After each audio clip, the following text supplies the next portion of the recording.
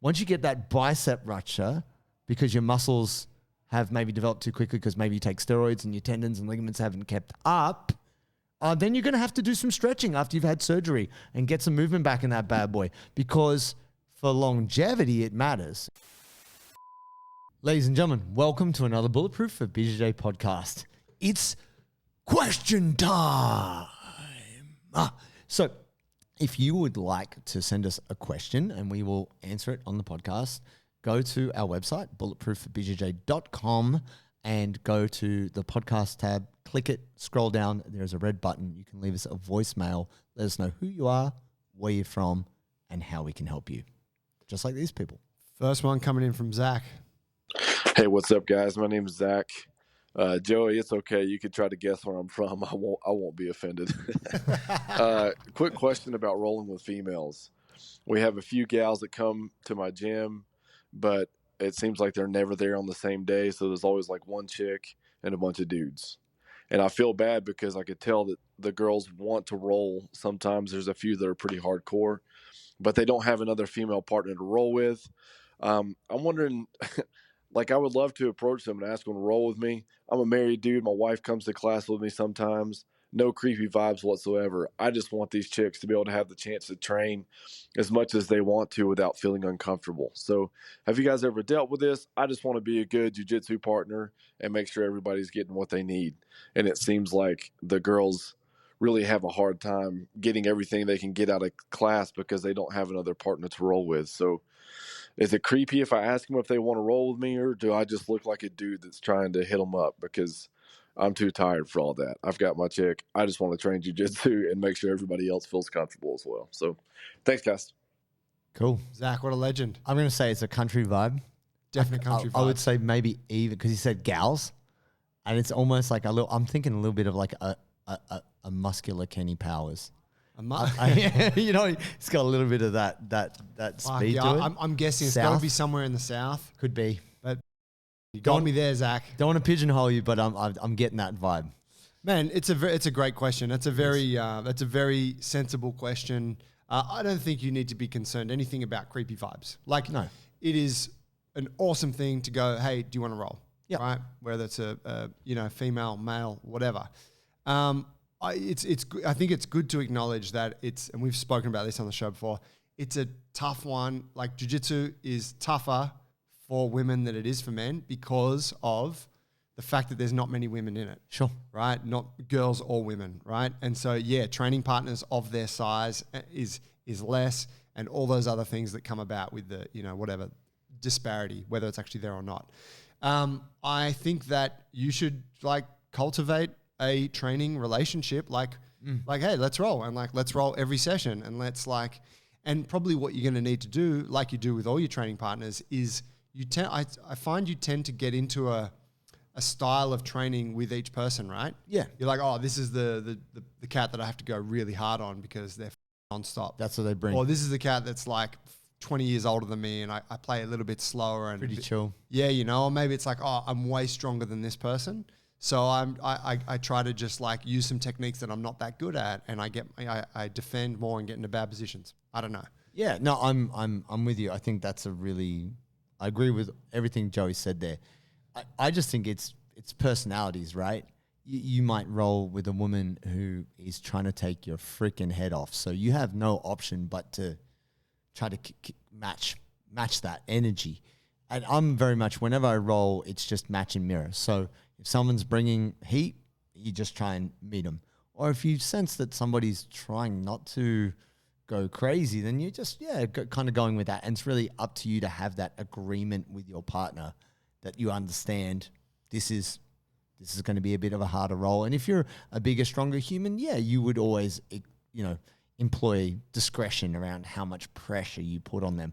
But look, if your wife's there at training, she trains, I would say she would get it. And if everyone knows that you're taken, so to speak, I think it's pretty easy to manage the creepy element. Most people who do jiu-jitsu are not given two f***s about getting up close and personal. You accidentally punch someone in the boob or just kick you in the face. Like, it's just, it's jiu-jitsu, right? Game. It is the game. So I feel like we have talked about it on previous episodes, but I feel like understanding your training partner is the most important thing, gender to the side, and just kind of making sure that you're rolling them on terms that they're happy with, whatever that looks like. Yeah. I'm excited. Why's that? We have an apparel sponsor, Parry Athletic. Such good gear, and it's incredible. I've been enjoying it. Bro, George came through, messaged us on the Instagram, said he's been following our program for ages. He's getting stronger and more mobile. And he's got this cool gear company called Parry, and he wants to send us some stuff. And he told me that his mission was to create the best pair of training shorts ever. Yeah, he wanted something that he could lift and roll in, and that could accommodate thick, muscular thighs and hips. And that suits us. Speaks to us. Also, what I like is I love the colorful design. It actually looks really cool. I am the most colorful dude on the mats these days, hands down. Yeah, you get that kind of expression feel. A lot of other jiu-jitsu gear is kind of a bit boring. Yeah, it's all like comparison. grays and blacks and shit. This stuff is the color and the vibrancy. It makes you stand out. And I think the thing that I've loved about it is just it feels good. It feels good. It looks good. And you, ladies and gentlemen, can get a discount when you go to checkout. If you go to parryathletics.com, when you go to checkout, put in the code Bulletproof20 and you get 20% off. Oh, yeah. Next question, also Zach. Whoa, so many Zachs. Hang on a second. G'day lads, Zach here. I've been binging your show lately, really great stuff. Thank you. I'm pretty fresh in the grappling scene. I'm a 2-stripe white belt, probably about 12 months in for Jiu-Jitsu, and orange belt in Judo, probably about 8 months into that. Oh, yeah. My question is, how do you deal with being a big guy that trains majority of the time with majority smaller training partners? Because when it comes to competing, the size discrepancy when it comes to actually facing someone in your weight division has been throwing me off. Any tips around that, any help would be appreciated. Thanks. That's a tricky one.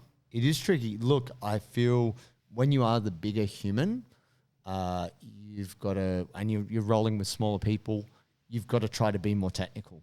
You know, you're not going to use as much of your physicality. Like, try to express as much jiu-jitsu as you have. Now, obviously, you're early in the game, so maybe you haven't got like a big arsenal of techniques, but you have you've got greater bandwidth for messing up if you're a big human. Because if it goes sideways, you can always just Power out. you can. You don't, not that you have to, To a but point, yeah. yeah, up until a point. And you would even find this in judo, Zach, that like if you're much bigger and stronger than the person you're doing stand up with, you can just kind of grip them and stop them from moving, and they can't do much. If you're competing, you actually need to seek out bigger training partners. Yeah. Like, you know, I don't know where your coach is at, but your coach would probably be aware you're a big human, you're not getting those rolls in. For you to be competitive in the heavyweight category, you've got to go somewhere where you can throw down with the big monsters. If you don't do that, you're not going to be a successful competitor. Yeah, maybe it's a case of trying some different classes at your gym, like meeting with some different crew that maybe you don't cross paths with normally, and finding someone you're like, oh, we're a good match for each other, and then like, hey, let's really make an effort to come to Friday nights together or Saturdays or whatever and get a couple of rounds with that person. Yeah. Surely, yeah, you would think there's got to be someone that's of a size there. Here's an alternative kind of view on that. I rolled on the weekend at a gym here in Sydney, bunch of good guys. First roll was with a really good black belt, an Alliance black belt. Can't remember his name, little Brazilian guy. Like really fast, really technical, amazing guard, right? I'm the bigger guy in the roll. I need to employ all of my strength and weight against a guy like that. Sure. Because I cannot match him on a speed, agility, or even not technical level, but like his guard was like, you know, his guard was able to overcome my guard defenses. He's touching me in places I've never been touched before. Yeah.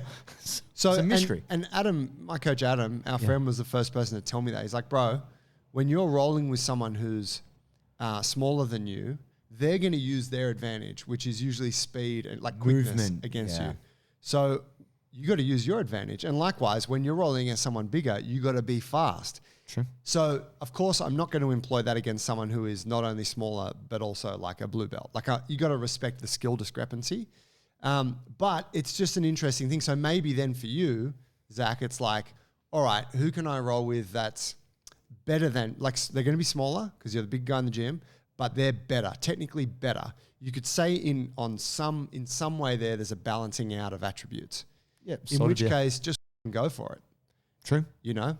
Yeah. I guess if the person is game and has that ability to take big guy pressure, then you could kind of take the lid off it a little bit. But ultimately, over time, obviously we don't know how big you are. I mean, he could be a big Harris kind of character. 190 kgs, bro. You got to seek out some big bodies. Yeah. Man, I'm so pumped because I am hydrated by our good friends at Sodi. Sodi are an Australian brand who are keeping all the best athletes hydrated, or maybe you're just a thirsty human and you are trying to be a bit less thirsty. This is my favorite flavor. This is salty grapefruit, seriously underrated, very fresh.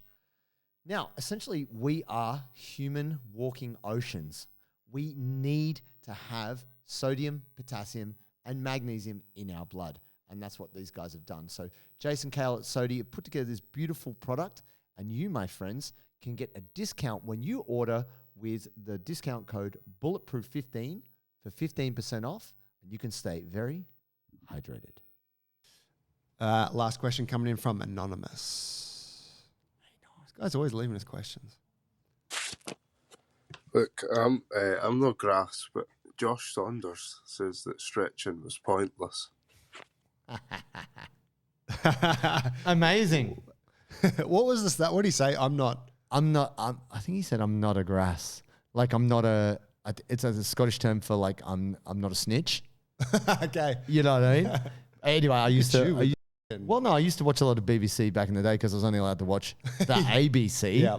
Like man, having a strict left-wing upbringing. Yeah, the Bill or Claude Greengrass.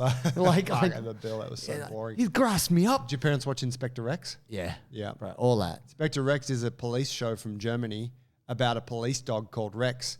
And Rex always steals the ham sandwich that his partner is eating. It's so stupid. Hilarious stuff. Anyway. Mate, look. Josh Saunders. Saunders. A notorious, big, strong, heavyweight Australian competitor representing Australia at ADCC last year. Yep. One of the best at that weight in Australia. Says that stretching is pointless. But see, that's a very general statement. And, you know, the man loves a soundbite. To his credit, you know, I've rolled Josh before. His hips are reasonably, he has huge, strong legs. Like more so than his upper body. I mean, he's got a big upper body, but his legs are chunky. But he's actually reasonably mobile. He's actually surprised me in how well he moves. I don't know if that's relevant to his lifting. He's obviously going to say it's got nothing to do with stretching. I'm going to say this. Let's recontextualize that and say Josh Saunders has said that in terms of jiu-jitsu performance. You know, like competitive performance. Can you be really good at jiu-jitsu and not be super flexible? Maybe you can. For sure. But how long can you do that for? Because I'm going to say once you get that pec rupture, once you get that bicep rupture because your muscles have maybe developed too quickly because maybe you take steroids and your tendons and ligaments haven't kept up, then you're going to have to do some stretching after you've had surgery and get some movement back in that bad boy because for longevity, it matters. In the short term, maybe it doesn't matter. So not being a grass, but just saying if you're interested in being healthier, incorporating some stretching is there. If you're I would say performance, it still matters too. It's just so far, Josh Saunders in his, rocket rise in Brazilian Jiu-Jitsu hasn't needed it. Let's see where he's at in 3 or 4 years. Yeah, Right? it's very contextual, right? It is. It's the same way like when Danaher says he hasn't seen No physical the effectiveness conditioning. of any strength conditioning. And it's like, well, fair enough, because based on he's like, I'm just interested in the best, creating the best athletes. It's not fair enough because GSP did a shit ton of strength conditioning. No, but so did his other athletes. But he's saying no system is better than another. He's like, just whatever, they're all pretty good.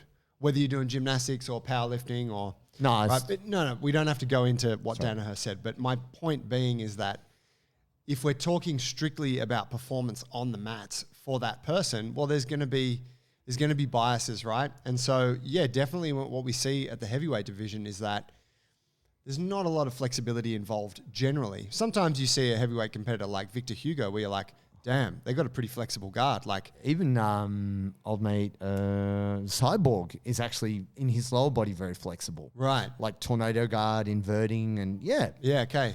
So in that regard, yeah, whereas we're not really talking about, like for us, we're not interested in the elite levels of competition. We're interested in keeping people on the mats healthy, strong for a long time, and also so that they can live a healthy life. And that's where stretching is super important. But I would also argue that for like someone like a Josh Saunders is a bit of an outlier. So while he hasn't had to do any stretching and he's still one of the best at his weight, I would say that the majority of people who are doing jiu-jitsu probably could benefit from doing, like their jiu-jitsu performance would benefit from stretching. I would also argue you don't need steroids to do jiu-jitsu, but maybe Josh Saunders would disagree with that. It's up to you. I'm not a grass. But it's for the people to decide. No, it's not. Like, you've got to think about what works for you. Obviously, Josh Saunders is doing very well and is a great competitor. Hats off to him. Thumbs up. For sure, we need to dig a little bit deeper than the soundbite to go, is this the correct information for me? That's what I would say. And I would say, probably not. Just putting it out there. Yeah, agreed. All right, my friends, we love you to bits. We love when you send us in these questions because we like to give you information that applies to you. And hopefully when we answer these questions, you get that little bit of like, sweet, I understand something a bit better. And maybe your jiu-jitsu life gets a little bit better. And you know what we get out of this whole process, I was saying to Joe the other day, we hit that 1 million download thing and I was like, whoa, now I can just retire. No, just sweet. Hang up the mic. We'll just keep reposting old episodes, bro. Yeah, don't worry about new content. But that's not what it is. This process of the thing we do, other than it's cool to hang out and talk about jiu-jitsu, is we like to help people. That's why we're coaches. That's why we put time and energy into it. We just enjoy it because that in and of itself is a reward. And you can help us on our mission. The thing is, we put this time and energy in algorithmically. If we don't have subscribers, we don't have followers, then algorithm goes, man, these guys aren't important. But the other thing, which a lot of people don't know, if you're listening to this on audio, giving us a 5-star rating means iTunes or Spotify goes, this is cool. These guys like this. And then they will show it to more people.